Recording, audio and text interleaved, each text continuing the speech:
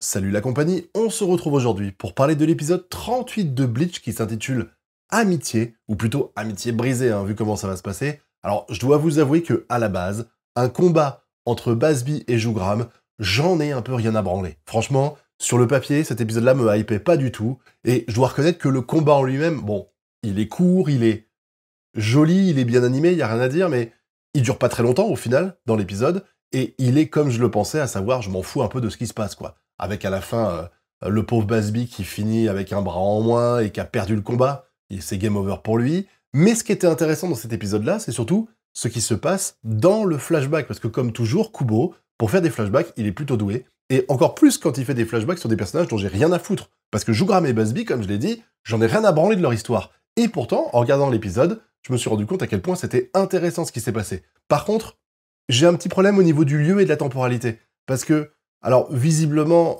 ils ont on savait que les Quincy, ils avaient leur terrain à eux, tranquillou. Je savais pas qu'il était aussi étendu que ça. Et que Yurabaha, il se permettait de défoncer le fion de tous les Quincy qui étaient pas de son avis ou qui étaient pas d'accord avec ses convictions. Voilà. Encore une fois, bravo, le mec qui essaie d'ouvrir le truc, d'aider les gens. Enfin, quand tu l'écoutes t'expliquer à quel point le roi c'était un connard et que lui il va faire les choses bien et tout, tu vois que c'était quand même un sacré pourri, même si on le savait déjà, honnêtement. Donc, je sais pas trop à quel lieu, dans quel endroit ça se passe. Visiblement, ils ont un terrain à eux, comme je l'ai dit. Et surtout, c'est la temporalité qui me dérange. Parce que pour moi, les Quincy, ça reste avant tout des humains. De base, moi c'est comme ça qu'on me l'a vendu, alors peut-être que c'est pas le cas. Et visiblement, de ce qu'on comprend là, ça l'est pas. Ils vivent dans un lieu qui est différent de ce qu'on connaît, et de ce que je vois ici, c'est des événements qui se passent avant la guerre qui a eu lieu il y a 1000 ans. Ça veut dire que Jougram, Basby et compagnie, là, ils ont 1000 balais. Ils ont 1000 balais, ces gens-là. Enfin, c'est des humains, et il suffit d'avoir le pouvoir de Urabaha pour, ça y est, pouvoir vivre pendant 50 000 ans sans problème, sans les affres du temps, parce que quand tu vois Basby et Jougram, t'as l'impression qu'ils viennent d'avoir 17 ans, tu vois. Donc c'est... Je sais pas, c'est un peu bizarre. Encore une fois, je sais qu'il y a des gens qui sont un peu fragiles dans la communauté Bleach. Je dis pas ça pour dire du mal de Bleach, je dis ça parce que j'arrive pas à comprendre, en fait, comment ça se passe chronologiquement, qu'est-ce qu'entraîne le pouvoir et tout ça. Donc si vous avez une réponse à ça, moi je suis très heureux de la connaître, parce que j'ai envie de pouvoir un peu mieux maîtriser l'œuvre Bleach, donc n'hésitez pas, et c'est aussi le but des vidéos, c'est pas juste moi qui parle, c'est aussi un échange, donc n'hésitez pas à m'expliquer dans les commentaires ce que vous avez compris de tout ça. Quoi qu'il en soit, ce flashback, comme je l'ai dit, j'en avais rien à faire au début, et j'ai trouvé extrêmement intéressant. Parce que on va voir cette amitié qui se crée entre Baz et Jougram, qui va évidemment mal finir, et c'est rigolo, c'est la façon dont ça a été fait par Kubo. Parce que on a un Basby qui, je l'appelle Basby, mais voilà, vous avez compris, on a un Baz qui, lui, est visiblement un génie. Il arrive à collecter le Reishi, il en fait une arme, il en fait des flèches, il en fait un peu ce qu'il veut, et du côté de Jougram, on sait pas trop, on sait juste que ses parents sont morts, peut-être dans une guerre à cause de Urabaha, ce qui expliquerait pourquoi les deux, ils s'entendent bien et qu'ils veulent absolument le tuer. Après, l'autre explication, ce serait juste que Jougram, pour une fois qu'il a trouvé un ami, il essaie de s'associer à lui, parce que il a une vie de merde. Je veux dire, il a pas de pouvoir, donc il est isolé des gens de son âge. Visiblement, comme ses parents sont morts, il est élevé par son oncle, et quand tu vois les bleus qu'il a un peu partout, tu te doutes que son oncle, il est pas très gentil avec lui, donc peut-être que c'est aussi le fait que il en avait rien à foutre d'Iwatch, de Yurabaha, pardon, mais que de l'autre côté, en fait, comme il y avait une personne qui s'intéressait à lui, il a décidé de suivre sa cause. C'est peut-être ça, je sais pas, on n'a pas d'explication, en tout cas, dans cet épisode-là, et du coup, ils vont s'entraîner encore et encore et encore, jusqu'au moment où ils vont avoir la chance de croiser. Alors ils vont s'entraîner, mais il y en a un qui évolue et l'autre non.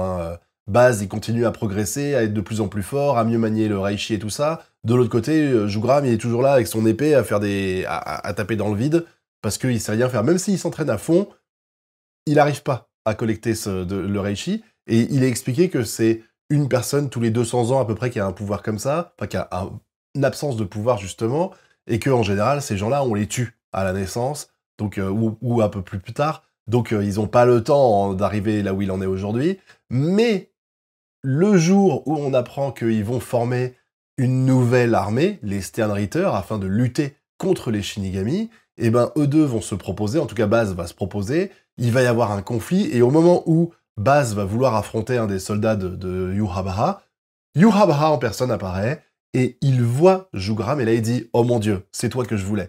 Et ce passage-là est incroyable, parce qu'en fait, toute l'explication que va donner Yurabaha est super intéressante. Il va dire qu'en fait, la capacité de Jougram, c'est parce que il est capable de partager ses pouvoirs. Quel pouvoir il en a pas, dans l'idée? Alors peut-être qu'il en a pas parce qu'il les donne aux autres. Et il explique, Yhwach, que comme lui, il a un pouvoir, il peut transmettre les pouvoirs, et ben il va lui transmettre le fait de pouvoir absorber à son tour le Reishi. Chose qu'il fait... Est-ce qu'il l'a déjà fait dans l'animé encore? Je crois pas, j'ai pas souvenir qu'il l'ait fait une seule fois. Je pense qu'il lui a quand même filé, hein, voilà. Mais du coup, c'est deux faces de la même pièce, en fait. Yhwach, il avait besoin d'une autre personne telle que lui pour être son second. Alors ce sera avec le délire qu'il va y avoir, Baz on l'explique, hein. Il dit quand il va s'endormir, c'est toi qui vas récupérer ses pouvoirs. Il avait besoin de ça sans doute pour pouvoir faire fructifier ses dons au maximum, Yhwach, et donc il va se servir de Jougram pour ça, et il va dire exactement ce qu'il a envie d'entendre. Il va expliquer qu'en fait, contrairement à l'image qu'il a, c'est un génie à sa façon, que si, et c'est là que ça va détruire Baz, c'est que Baz, il va être vénère, et d'ailleurs, Jougram va dire aussi que Baz est mieux pour faire ça que lui, et en fait, Baz, il est tellement jaloux, il se dit, s'il y en avait un de nous deux qui aurait dû être reçu, ça avait été moi, parce que c'est moi qui ai du pouvoir et tout ça. Il est complètement désarçonné du fait que Yhwach en a rien à branler de lui, et le pire de tout, c'est quand il va lui expliquer que c'est grâce à Jougram que il est aussi fort, Baz. Il va dire, celui dépourvu de talent a fait de toi un prodige.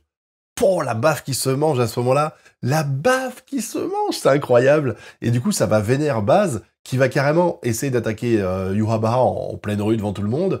Et j'y attendais tellement à ce que ce soit Jougram qui arrête son tir. Je m'y attendais tellement, c'était sûr et certain.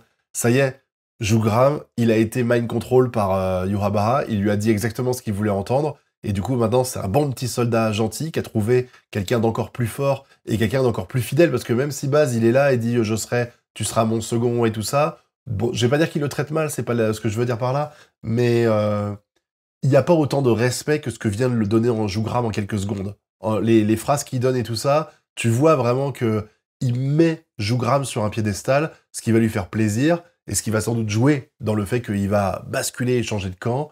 Et on va donc après voir que lui, il a sans doute été chef des Sternritter tout de suite, que Baz, lui, il a dû s'entraîner 3 ans pour en arriver là et intégrer les Sternritter, et qu'ils vont se mettre à se battre, enfin, il va essayer de l'affronter en boucle, parce que je pense qu'il est vénère, qu'il l'ait trahi, il le dit d'ailleurs, à la fin, il l'appelle traître, ce qui était assez paradoxal, parce que dans l'idée, c'est eux les traîtres qui veulent tuer Yhwach. Finalement, on comprend pourquoi il le traite de traître, et du coup, à chaque fois, il répondait non, je veux pas me battre, c'est interdit et tout ça, et à la fin, quand il se bat contre lui, quand il dit que Jougram veut pas l'affronter, et en fait, il dit « Je n'ai jamais perdu contre toi ».